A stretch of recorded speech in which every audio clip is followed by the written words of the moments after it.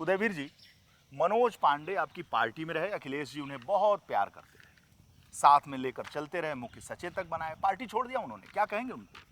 देखिए, मनोज पांडे राजनीति में एहसान फरामोशी और मौका परस्ती की जीती जागती मिसाल है। इस व्यक्ति ने पूरी पार्टी के साथ बेईमानी और धूर्तता की। ये तो जिंदा ही नेताजी की वजह से था। अच्छा। जब इनके भाई की हत्या हो गई तो पूरी मार्केटिंग अपने राजनीतिक काम पे नहीं, बस नेताजी के यहाँ की किसी तरह जान बचा लीजिए, हमें नेता बना दीजिए। नेताजी कभी सुल्तानपुर लड़ाए, कभी कहीं लड़ाए और संरक्षण दिए।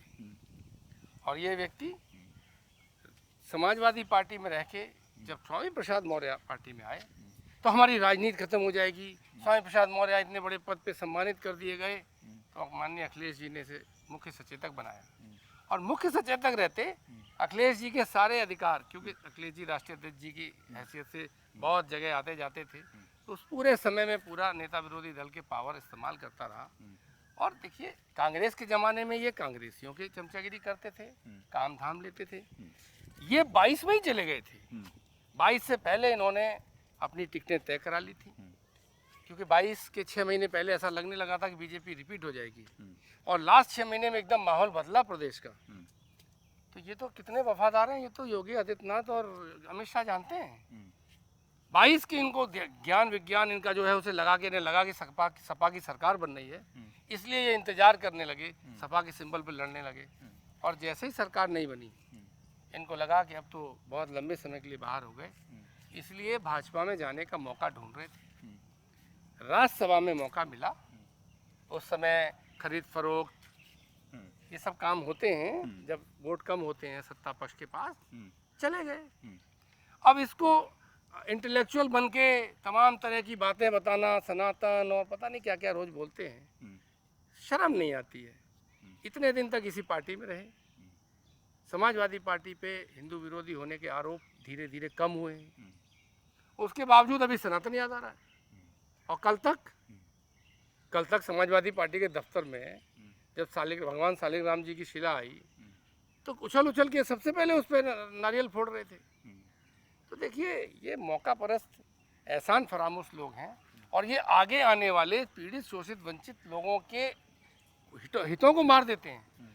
क्योंकि इनकी जैसी बातें करने वाला कोई जेन्युइन आदमी परेशान दुखी जब नेता पे आएगा तो उसकी दिमाग में, उस आदमी के चेहरे में मनोज पांडे का चेहरा नजर आने लगेगा। इतने धूर्त और मूर्ख हैं और धूर्त और बेईमान हैं।